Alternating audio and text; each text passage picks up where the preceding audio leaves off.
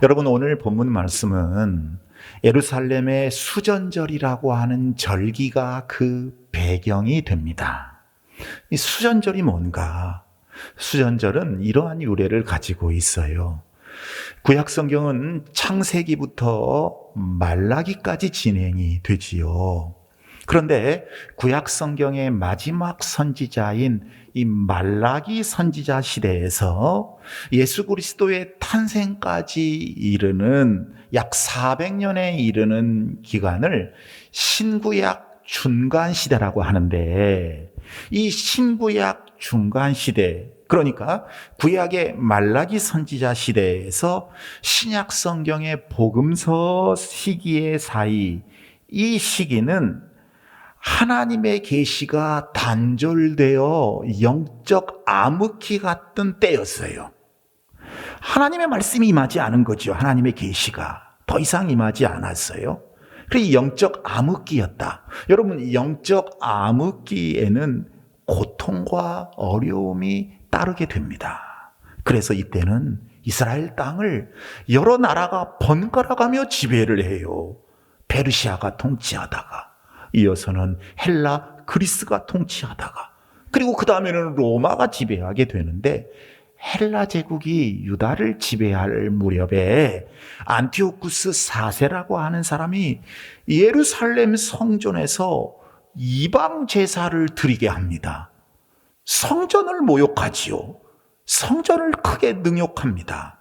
그래서 나중에 이 안티오쿠스 4세가 외유하고 있는데, 외유 중에 이스라엘 백성들이 혁명을 일으켜서 더럽혀진 예루살렘 성전을 회복하게 됩니다.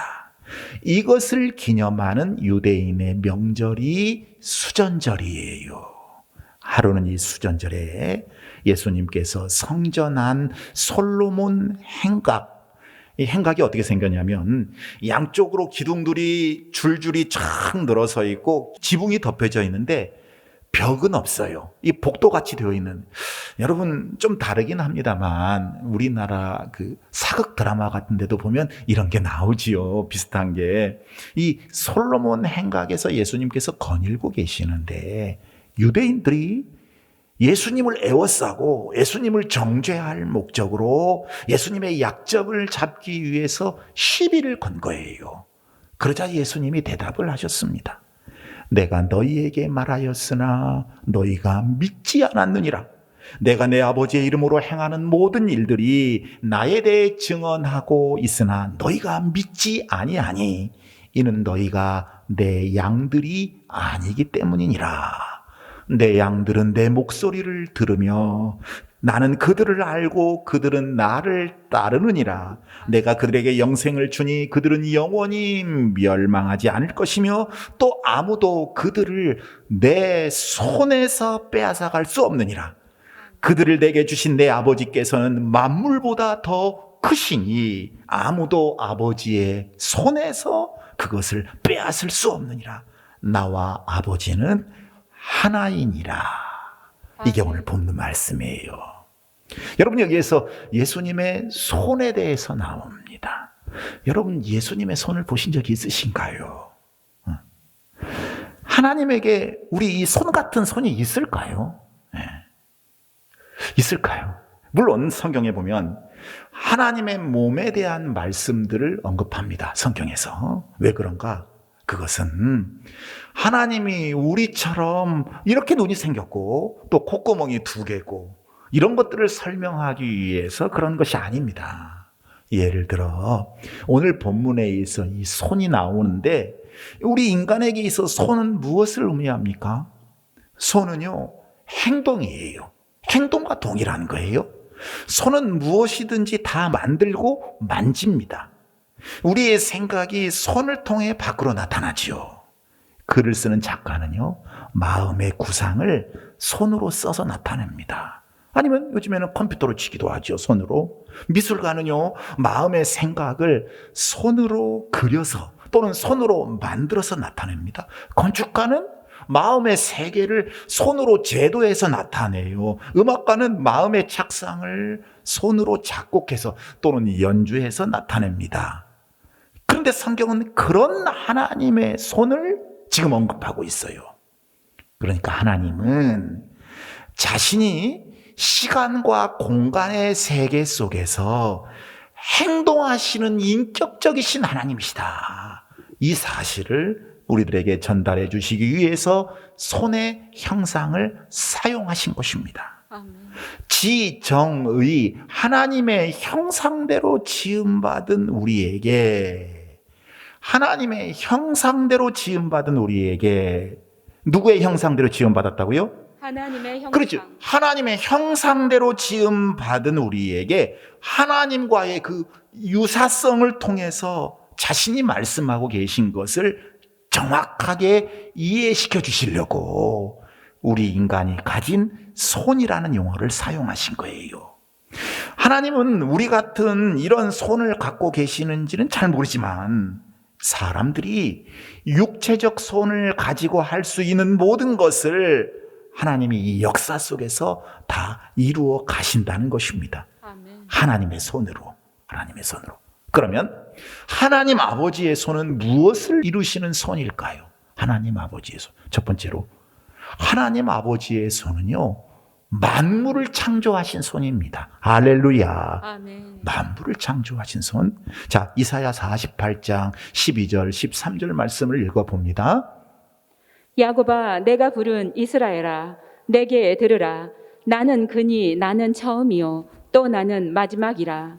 과연 내 손이 땅에 기초를 정하였고 내 오른손이 하늘을 폈나니 내가 그들을 부르면 그것들이 일제히 서느니라. 아멘. 그러니까 하나님께서 온 우주 만물을 창조하셨고 우리의 몸과 영혼도 창조하셨습니다. 그래서 창조자, 창조주, 이 세상의 주인이 되시는 줄로 믿습니다. 아멘. 내 손이 땅의 기초를 정하였고 내 오른손이 하늘을 폈나니. 그러니까 창조주 하나님의 손이 온 세계 우주 만물의 질서를 주관하고 보존하고 섭리하고 계신다. 하나님이 그걸 만드셨고, 여러분 이 사실을 먼저 믿으시기를 바랍니다. 아멘. 이 말씀의 그 신앙이 우리 신앙의 출발점이 되는 거예요. 태초에 하나님이 천지를 창조하시니라. 창세기 1장 1절 말씀이에요. 여러분 이거 그냥 너무나 잘 아는 말씀이니까 그냥 쑥 지나가 버리면 안 돼요. 말씀을 계속 묵상하셔야 돼요. 태초에 하나님이 천지를 창조하시니라. 아멘. 하나님의 손으로 만드셨다는 거지요. 하나님의 거라는 거지요. 그죠? 하나님이 만드셨고 하나님의 것이고 하나님이 보존하고 섭리하고 계신다. 말씀의 의미를 깨달을 수 있기를 축복합니다. 아멘. 두 번째로 하나님 아버지의 손이 우리의 심령을 보존하여 주십니다. 아멘. 성경은 요한복음 3장 16절에서 말씀합니다. 하나님이 세상을 이처럼 사랑하사 독생자를 주셨으니 이는 그를 믿는 자마다 멸망하지 않고 영생을 얻게 하려 하심이니라. 아멘. 자, 그러면 하나님께서 하나님의 독생자 예수님을 왜 이 땅에 보내셨는가? 새로 나오신 분들이나 기존의 교인들도 이 말씀에 대한 이 명확한 내용을 파악하고 계셔야 돼요. 여러분, 본래 사람은 하나님과 사귀며 살도록 창조된 존재입니다.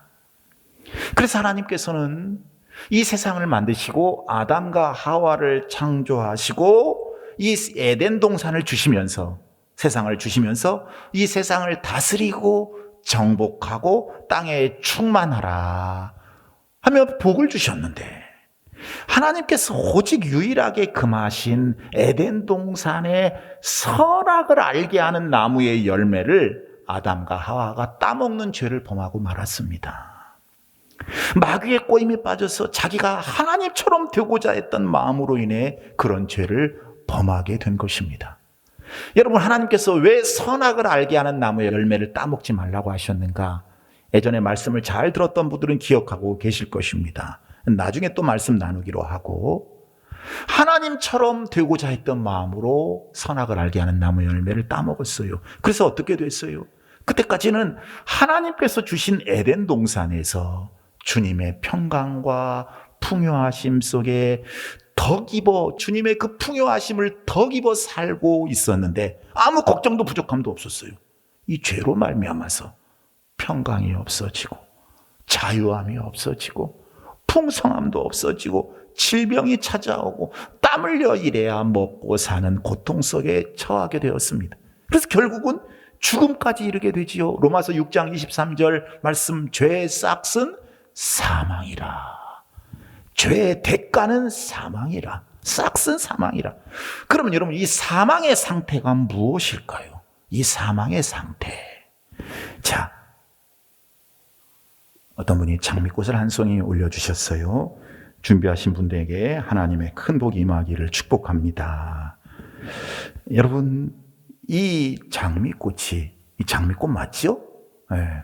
이 장미꽃이 여러분 죽었어요? 살았어요? 죽었어요.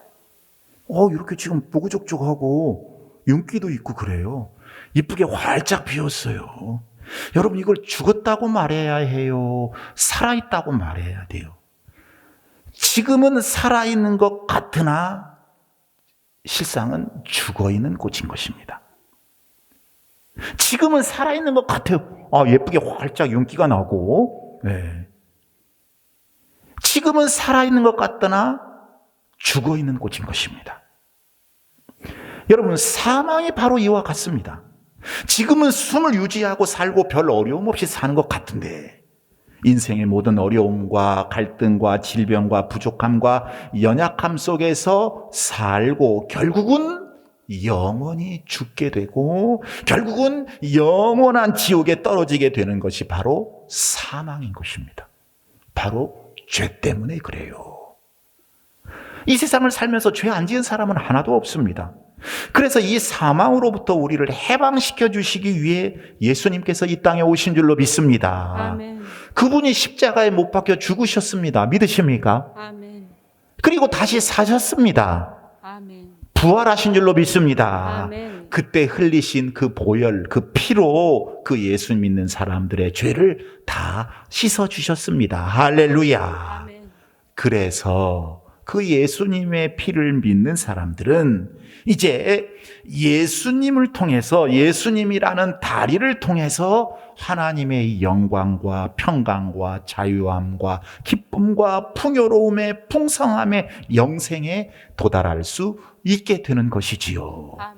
자, 그림 보여주세요. 어려운 그림이 아니잖아요. 이제 사람은 예수님을 통해서 그 하나님의 풍성함, 하나님의 자유함, 그 영생에 도달할 수 있게 된 것입니다. 이게 바로 구원이에요. 구원입니다. 물론 여러분, 예수를 믿는 사람들도 이 세상을 사는 동안 어려움을 당할 수 있습니다. 그러나 그 고통과 어려움 속에서도 주님의 손이 도와주셔서 결코 패배하지 않고 결코 좌절하지 않습니다. 승리하게 됩니다. 극복하게 됩니다. 이겨내게 됩니다. 그래서 아직은 부족한 면이 있지만 예수님이 다시 오실 때에 그 온전한 천국을 바라보고 평안과 희락 속에 살게 되는 줄로 믿습니다. 오늘 본문 28절 29절 말씀을 읽어보겠습니다. 내가 그들에게 영생을 주노니 영원히 멸망하지 아니할 것이요 또 그들을 내 손에서 빼앗을 자가 없느니라. 그들을 주신 내 아버지는 만물보다 크심에 아무도 아버지 손에서 빼앗을 수 없느니라. 아버지 손이 나와요. 한 번 구원받은 사람은 하나님의 손으로 꽉 붙들어 주시기 때문에 아멘. 다시 멸망의 길로 들어가지 않는다는 거예요. 아멘. 하늘나라, 하나님의 나라, 천국으로 갈 사람이 길을 돌려서 유턴해서 다시 지옥으로 가게 되는 일은 없다는 것입니다. 왜?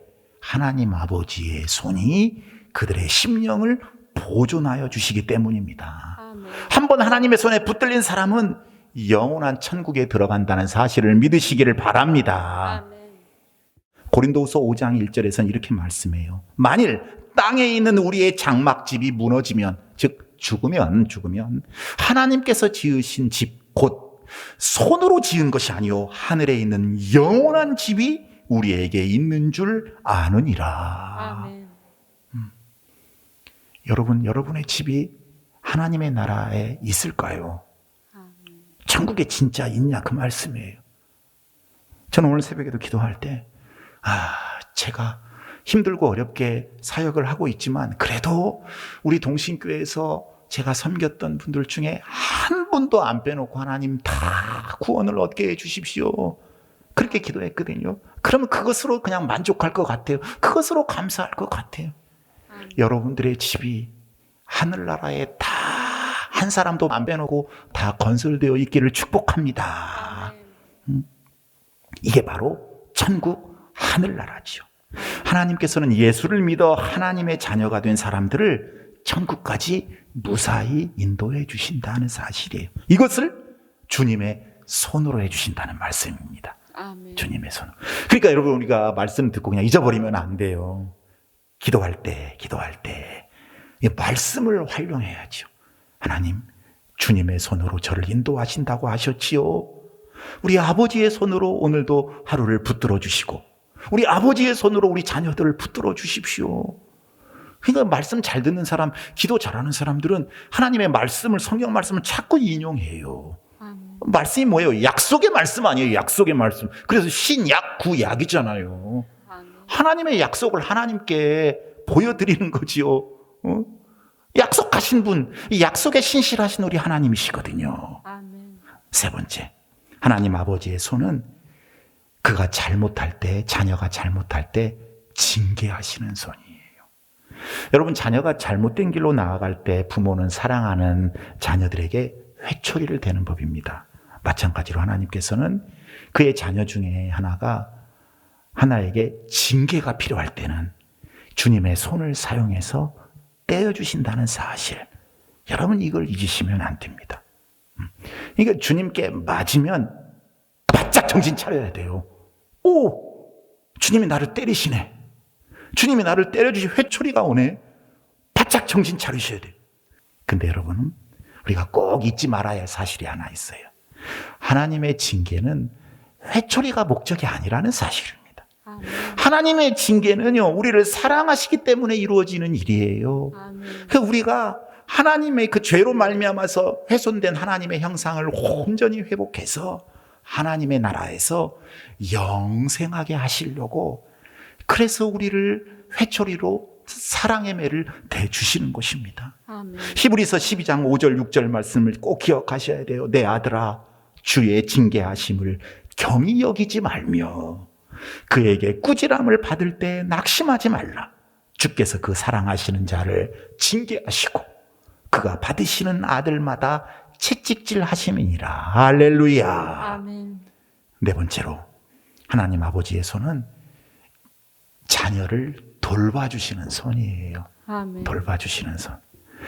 하나님 아버지의 손은 단지 연단을 위해서 징계하는 데만 사용하는 것이 아닙니다. 하나님 아버지의 손은 그의 자녀를 돌보시기 위해 사용하세요. 여러분, 갓난아이가 어떻게 자랍니까? 어머니 손이 있기 때문에 아이를 거두어주고 또 잠재워주고 젖도 먹이고 옷도 입히고 목욕시켜주고 모든 거 다 보호해주잖아요. 누가 이 어린아이를 어머니의 손에서 빼앗을 수가 있겠습니까? 어진 어머니는 차라리 죽을지언정 자신의 아이를 내놓지 않을 것입니다. 우리와 하나님과의 관계가 바로 그렇습니다. 하나님은 그의 자녀를 돌보시기 위해서 당신의 손을 사용하신다는 사실이에요. 당신의 손. 그래서 시편 37편 24절에 보면 하나님의 자녀는 넘어지나 아주 엎드러지지 아니함은 여호와께서 그의 손으로 붙드심이로다. 네. 하나님의 자녀도 넘어질 수 있어요. 그러나 넘어질 수는 있어도 항상 하나님의 손이 돌봐주시기 때문에 다시 일어서게 되는 줄로 믿습니다. 아멘. 어떤 목사님이 교회 일이 너무 힘들고 도저히 목회를 계속할 수 없는 처지에 놓였습니다. 목사의 속은 아무도 모르지요. 얼마나 힘들고 괴롭고 어려운지는 하나님만이 아시니까. 이 목사님은 너무 답답하고 속이 상하고 맥이 빠지고 힘이 드니까 이제는 더 이상 못하겠다. 내 힘으로는 할 수 있는 데까지는 했구나 해서 해변가에 밤에 아무도 없는 곳에 가가지고 꼬꾸라져가지고 이제 포기하는 기도를 하나님 앞에 했대요. 눈물을 흘리면서 하나님, 이제 더는 더 이상 못하겠습니다. 내 힘이 다 빠졌어요. 그냥 아버지 이제 알아서 하세요. 저는 더 이상 못합니다. 포기하다시피 하고 이제 눈물로 호소를 하는데 하나님이 환상을 보여주시더래요. 자기가 이 나이든 목사님이 바닷가에서 아장아장 걷다가 지쳐서 넘어지고 또 힘들어서 쓰러지고 또 일어났다가 꼬꾸라지고 이렇게 하는데 이상하게 큰 손이 나타나더니 이 자기를 번쩍 들어 힘을 주는데 이 들리움 받는 순간 힘이 느껴지는데 세상 어디에서도 느껴지지 못하는 그런 새 힘을 얻게 돼서 그때 그 새 힘 가지고 평생 어떤 어려움 가운데에서도 견디면서 목회를 잘 하고 있다 하는 내용의 글을 제가 책에서 본 적이 있습니다. 사랑하는 여러분, 어디 그 목사님 뿐이겠습니까? 우리가 인생을 살아가는 동안에는 내 힘 가지고는 도저히 어떻게 할 수 없어서 지치고 쓰러지고 포기하고 싶은 때가 한두 번이 아니죠. 그럴 때마다 우리가 하나님께 매달리면 하나님의 능력의 손길이 우리를 꽉 붙들어서 새 힘을 주실 줄로 믿습니다. 아멘. 동물원 우리 앞에서의 그 어린아이, 여러분 그 이야기 기억하고 계십니까? 한 남자아이가, 어린아이가 추운 겨울에 아빠와 함께 동물원에 왔어요. 날씨가 너무 추우니까 동물들이 다 우리에 들어갔습니다. 실내에 있는 우리로. 그래서 동물원에 왔으니까 그래도 동물원 보고 가야 되잖아요. 아빠가 어린아이를 안고 그 사자 우리 안으로 들어왔어요. 그 철장이 쳐져 있는 곳에 사자가 포효하면서 어슬렁거렸어요.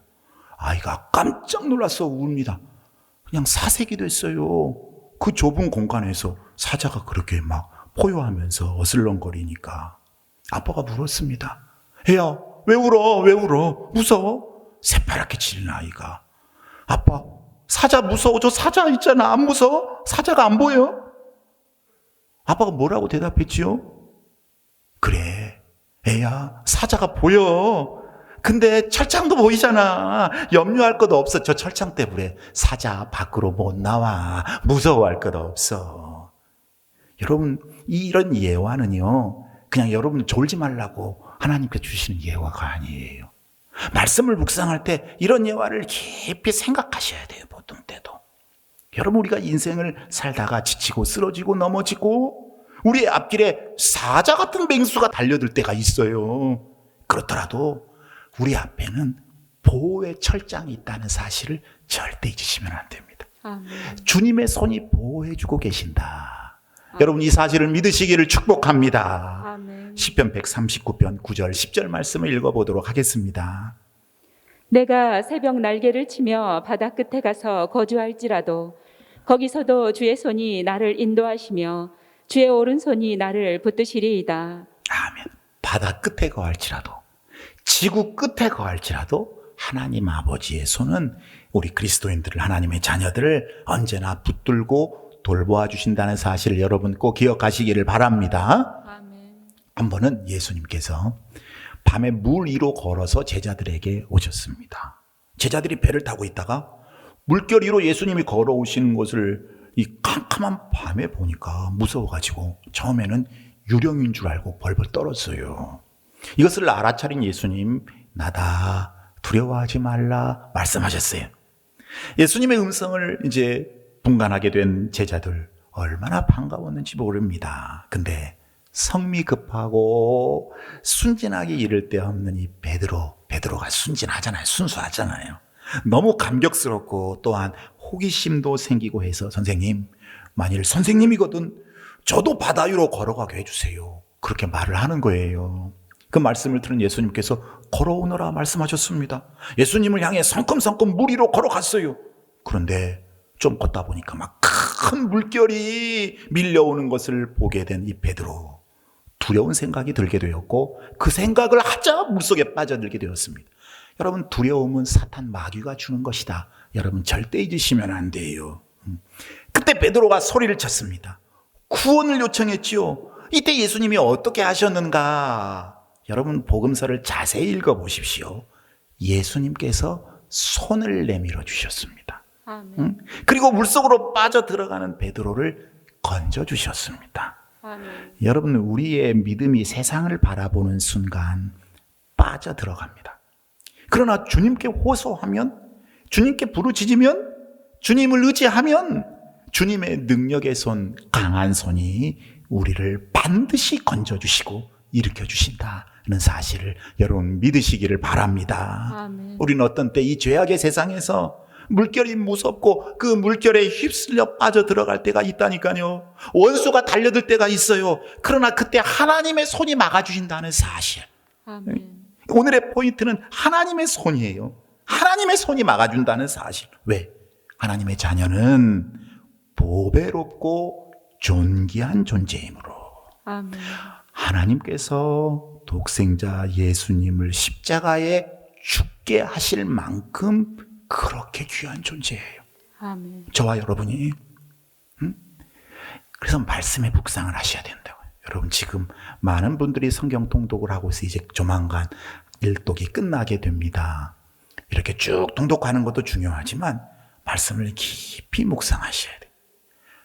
하나님께서 독생자 예수님을 죽게 하실 만큼 나를 이렇게 사랑하는 내가 귀한 존재다. 아멘. 이래봬도 내가 이런 존재야. 하나님이 아끼시는 보물이기 때문에 하나님이 세상 속에 내가 빠져들어가도 주님의 손으로 건져주신다는 사실이에요. 아멘. 그러니까 택함을 받은 하나님의 사람은 언제나 하나님 아버지 손 안에 있는 것입니다. 아멘. 구약성경 에레미야서를 보면요, 하나님은 토기장이고 우리는 진흙이라고 말씀하고 있습니다. 토기장이는요, 흙을 가지고 이런 그릇 저런 그릇 만드는 사람이잖아요. 근데 어떤 때는 이 그릇이 깨지기도 해요. 마음에 안 들기도 하죠. 그런데 그런 때는 그 깨어진 그릇을 마음에 안 드는 것을 다 버리거나 그러지 않습니다. 반죽을 다시 해가지고 다시 좋은 그릇을 만들어요. 토기장의 손은 진흙을 가지고 자기가 원하는 대로 아무 것이나 만들 수 있기 때문입니다. 깨어진 것이 문제될 것이 없어요. 마찬가지로 신령한 토기장이가 되시는 우리 하나님 아버지의 손은 우리가 아무리 죄악으로 말미암아 깨어졌다고 하더라도 문제될 것이 없습니다. 우리가 아무리 인생에 힘든 고통과 어려움을 당했어도 문제될 게 없다 그 말씀이에요. 하나님 아버지의 손은 상한 심령을 회복시켜서 하나님이 쓰실 수 있는 좋은 그릇으로 만드시기 때문입니다. 아멘. 그래서 누구든지 그리스도 안에 있으면 새로운 피조물이라. 이전 것은 지나갔으니 그 다음이 중요해요. 보라 보라 보라. 볼 수 있는 여러분들 되시기를 바랍니다. 아멘. 보라 새 것이 되었도다. 아멘. 만물의 창조자가 되시고 신령한 토기장이가 되신 우리 아버지 하나님의 손은 우리 심령이 깨어질 때 다시 빚어서 새롭게 만드십니다. 아멘. 우리 인격의 한 곳이 파손되었다고 할지라도, 우리 인생의 한 곳이 깨어져도, 어느 때 정말로 힘들고 어렵고 낙심 가운데 있어도 하나님 아버지의 손에 우리가 맡길 줄 알아야 돼요. 아멘. 그러면 하나님께서 다시 빚으셔서 우리 인생을 새롭게 해주십니다. 아멘. 이 은혜가 여러분에게 꼭 있기를 축복합니다. 아멘. 중요한 것은 우리가 그리스도 예수 안에 있는 사람이 되어야 되는 거예요. 그래야 하나님 아버지의 손의 영향력을 입지요. 그 손을 경험할 수 있지요. 여러분, 우리나라에서 제일 높은 산, 남북한 합해서 제일 높은 산이 무슨 산일까요? 백두산이에요. 꼭대기에 가면 천지라고 하는 호수가 있지요. 이 호수에서 시작해서 좌우 양편으로 두 개의 큰 강이 흘러내립니다. 왼쪽으로 흘러내리는 것은 서해와 연결되는 압록강이고, 다른 하나는 오른쪽, 곧 동쪽으로 흘러가서 동해로 흘러내리게 되는 것입니다. 두만강이죠. 그런데 이 백두산 천지 속에 비가 오게 되면 그 빗방울은 조금만 서쪽으로 기울어지면 압록강으로 흘러가게 되는 거고요. 그와 반대로 조금만 동쪽으로 기울어지면 두만강 푸른 물에 노젓는 뱃사공과 함께 이제 동해로 들어가게 돼요. 자, 처음에는 똑같이 천지라는 호수의 빗방울이 떨어졌는데 얼마 뒤에는 수천 리, 수만 리 멀리 떨어지게 되고 만다는 말씀이에요. 그 이유가 과연 어디에 있는가? 가는 방향이, 서로 간에 선택한 방향이 달랐기 때문에 그렇습니다. 가는 길이 달랐기 때문에 그 결과도 엄청 달라지고 만 거예요. 여러분, 사람은 누구나 인생의 두 갈래 길에 서게 됩니다. 생명의 길인가? 아니면 세상 사람들처럼 쉽고 편하게 가는 사망의 길인가? 사람들은 지금 같은 곳에 있지요. 이 세상에 있습니다. 그런데 이 세상에 같은 곳에 있으니까 그냥 쉽고 편안한 길로만 가려고 해요. 응? 교회 안에도 그런 사람들이 왕왕 있어요. 사망의 길이에요. 응?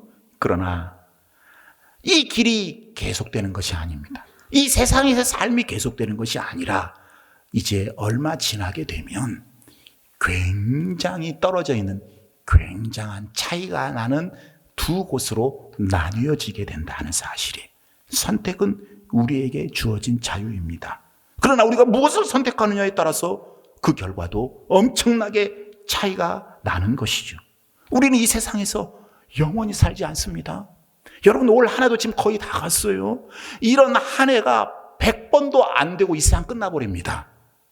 100번도 안 되고 끝내버려요. 어떤 사람은 40번 만에 끝나는 사람도 있고 어떤 분들은 80번 되고 이 세상 하직하는 사람도 있어요. 그러니 여러분, 좁은 길, 생명의 길이 보이기에는 힘들고 어려워도 그 길만이 우리를 생명으로 인도하는 길이라는 사실을 꼭 기억하시고 좁은 길로 가셔야 돼요.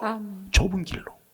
이사야 65장 2절에 보면 하나님은 내가 종일 손을 펴서 자기 생각을 따라 옳지 않은 길을 걸어가는 이스라엘 백성들을 불렀다, 이렇게 말씀하고 있어요.